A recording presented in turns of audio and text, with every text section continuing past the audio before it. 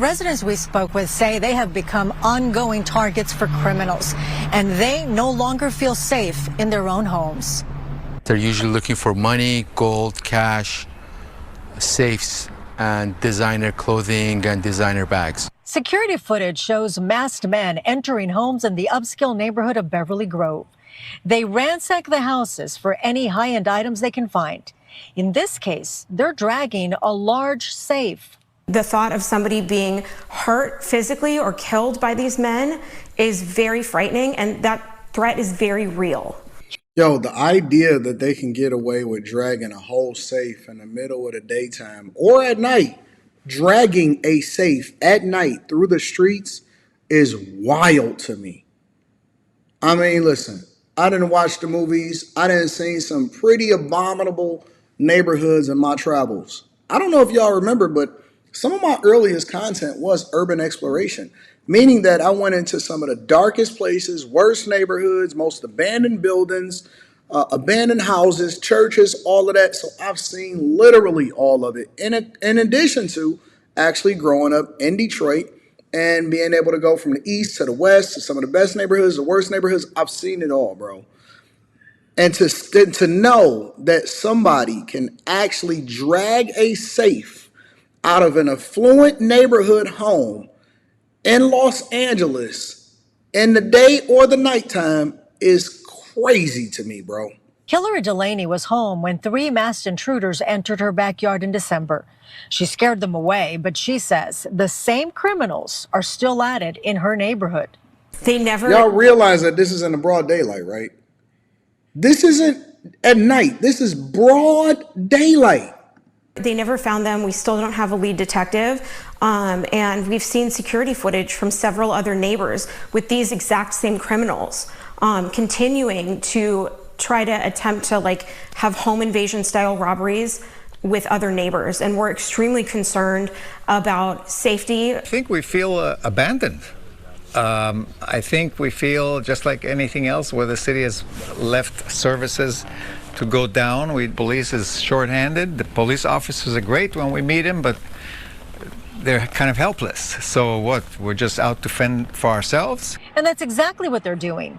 Installing extra security cameras, adding window shutters, building fences, and even placing spikes on top for added protection. Lack of policing in the area that is motivating these burglars to do it because they know they're not going to get caught, and even if they do get caught, there's no repercussion to it. I just had a situation where a fellow had a burglary. He was in the house. He scared the people away, so there was nothing taken. He called 911, and it took them 49 minutes to get there, and then they didn't want to write a report. And here's the thing that's the biggest thing. Everybody keep telling me that you can't carry guns in LA. Is LA that restrictive when it comes to being able to protect your own property and to protect your own stuff? Somebody in the chat let me know. Are you able to carry guns in Los Angeles? And if not, what are you supposed to do when somebody breaks into your home? Do you just wave, hey, stop, don't do it? How do you get away with, how do they continue to embrace criminals getting away with this stuff? And then they let them back on the streets.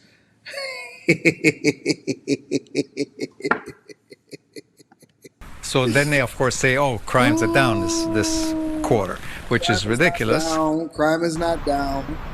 Now, despite what you just heard, all of the residents... Again, for the people in the back, crime is not down. The reporting of crime is down.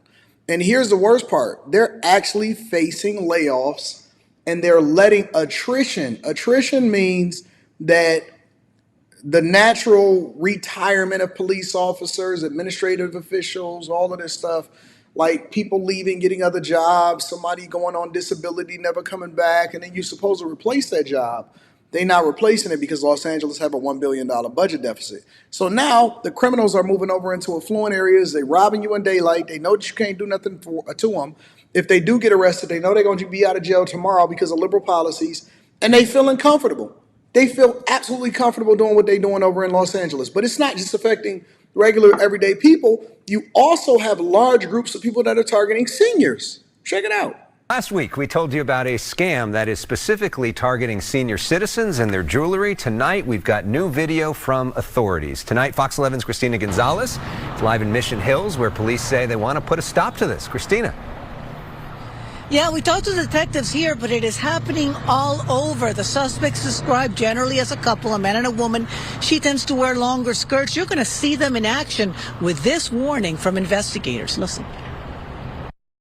We tell our kids, don't talk to strangers. We have to tell our parents, our elderly parents, don't talk to strangers. They're up to no good. The warning from Mission Division LAPD as they share videos of distraction thefts targeting seniors. Over 140 reports from the San Fernando Valley to South LA, with more coming in from Orange County. This is huge. This is a big group. Just some of the suspects they're looking for. Close-up images taken from the same kind of videos Fox 11 was first to share with you last week, with the heartbreaking stories of victims, from Marcella Mitchell's 78-year-old aunt in West Adams. By the time she realized her jewelry was gone, they were already gone. It was too late. I want to give you tools. This suspect targeting a 99-year-old Holocaust survivor in Beverly Hills. And proceeds to give my mom a necklace, a phony necklace. And while she does that, she removes my mom's diamond necklace without her knowing about it.